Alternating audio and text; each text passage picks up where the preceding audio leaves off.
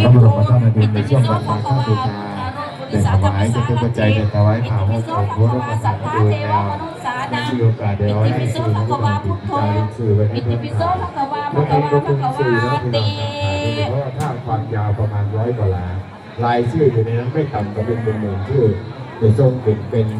สะพานบุญในเพื่อนน้ำว่าจะเป็นปัจจัย12 ปีและสมิงพาพุทธคุณตั้ง12 ปีและสมิงพาธรรมเมตั้ง12 ปีและสมิงพาสังฆานัง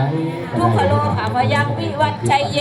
12 เดือนและสมิงพาพุทธคุณตั้ง12 เดือนและสมิงพาธรรมเมตั้ง12 เดือนและสมิงพาสังฆานัง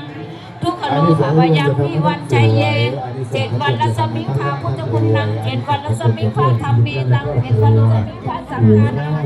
ทุกขโลหะพยังวิวัชชัยเยวันไหนให้วันไหนทายที่ไหนย้ายให้ใครลงมาผู้เสกลงมาซักเสกมาเพราะอายุนันตาให้ไป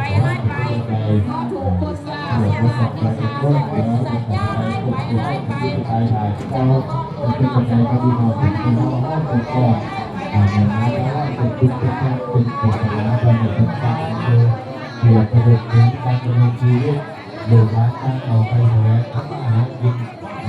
ทำด้วยเนี่ยที่หน้าหมองเก่าที่เราดีนะเพราะการเป็นคนเป็นคนของงานเป็นคนที่มาเป็นเรื่องภาษาที่ดีค่ะเพราะว่าที่เป็นสมาชิกเป็นการที่บริสุทธิ์ที่ได้องค์รู้เป็นการอ่านทางเป็นเองเขาได้เป็นประธานเป็นเดชาเป็นประธานเป็นประธานเป็นขอแต่เป็นประธานพ่อคอยเป็นการรักษาใส่คุณใส่พ่อใส่สุดใส่เงินได้เพียงแต่ที่ทำได้เพียงเป็นประกันนั่นแต่ประใส่ไม่ใส่นั่นเป็นพ่อดูแลคนงานเจ็บจน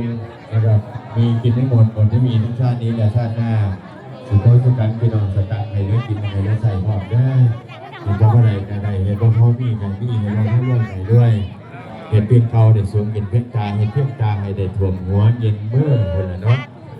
ขออนุโมทนาสาธุบุญด้วยเด้อสุขสุขันสตังให้เลือกกินไปให้เลือกใช้จะตูบรรจัยเขาพี่น้องวางลงในผืนผ้าเลยมันจะเป็นแรงบันดาลเขาเรียกว่าเติมพลังบุญให้กับตัวเองเติมพลังบุญให้กับตัวเองมีกำลังไปสู่ไปส้นต่อสู่ชีวิตการงาน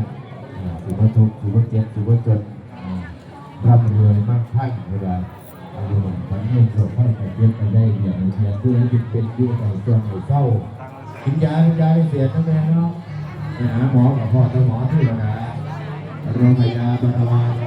ความไม่รู้โรคเป็นลาภจะช่วงจะได้ปลายทางเด้อพี่น้องเด้อท่านบ่ท่านบ่ช่วงจะได้ปลายทางทะเบียนบุญปิดนะครับแอนทะเบียนบุญปิดแล้ว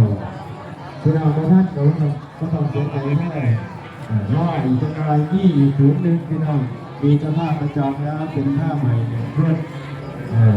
เป็นผ้าใหม่นะขออนุโมทนาสาธุบุญกับครอบครัวคุณวารุ่งมี